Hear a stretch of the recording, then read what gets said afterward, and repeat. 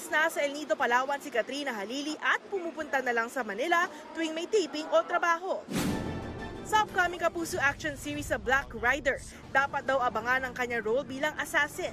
Bukod sa action scenes, nag-aral din siya ng pagmumotor at target shooting. Even before yung Black Darna, Lupin, iba yung mga action scenes ko doon eh. Alam ko maraming nakakamiss sa akin na maging strong yung personality ko.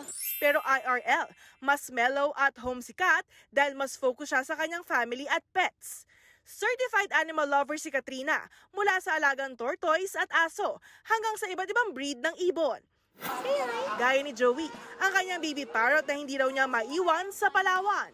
Kaya heto at dala niya sa isa sa kanyang mixed martial arts training. Nag-enjoy ako baby. So, ang sarap alagaan, tapos sweet sila. Kahit sa kanyang paghiga, naglalambing daw si Joey. Alaga niya rin sina Amber and Jimmy na red and green eclectus parrot. Meron din siyang blue and gold macaw, African gray at ringnet parrot. Pinapakawalan ko sa room ko. So parang siguro bata pa lang ako, dream ko na talaga yung maraming ibon sa bahay. Para kay Kat, malakas daw good vibes ang kanyang pets. Ito yung pinaka-sweet sa akin. Tuwing umuwi siya ng Palawan, may pagbati at kiss agad sila sa kanilang mommy cat. Katatibayan, updated sa showbiz happenings.